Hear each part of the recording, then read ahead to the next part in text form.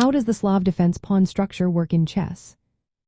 Imagine a fortress built with two strong walls standing side by side. That's what the pawn structure in the Slav defense looks like.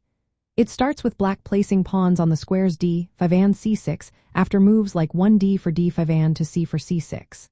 These pawns support each other, creating a solid base in the center of the board. Black chooses not to capture white c4 pawn immediately but instead reinforces the d5 pawn with the c6 pawn. This setup keeps the center protected and flexible for future moves. The key idea here is control. The pawns on d5 and c6 work together to keep white from easily pushing e4 or gaining space in the middle. This makes it harder for white to develop an attack early on. The structure also tends to stay symmetrical, especially if exchanges happen on the c4 and d5 squares. This symmetry gives black a resilient position that's hard to crack. One of the advantages of this pawn setup is that it doesn't block black's light-squared bishop. Unlike some defenses where the bishop gets stuck behind pawns, in the Slav, it can develop outside the pawn chain to squares like f5 or g4. This active placement helps black coordinate pieces better and prepares for counterattacks. On the queen side, black often has a pawn majority, meaning more pawns on that side than white. This can be used to push forward with moves like b5, aiming to create weaknesses or open lines for black's pieces.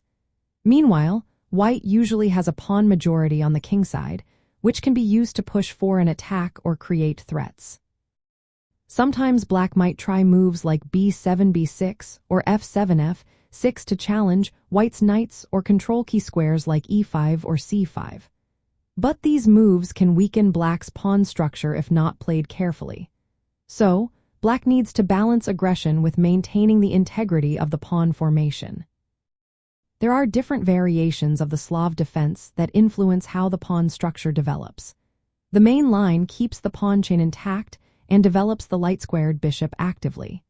The semi-Slav adds moves like e6 to strengthen the center further but can restrict the bishop's scope. The Chebanenko or Chmelian variation involves early a6 and b5 moves, aiming for quick queenside counterplay. Overall, the pawn structure in the Slav defense offers a mix of stability and potential for counterattack. It allows black to hold the center firmly while preparing for future plans on the queen side.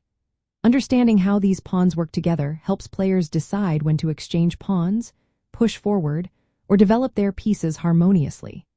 This balance of solid defense and strategic counterplay makes the Slav defense a popular choice for players at all levels.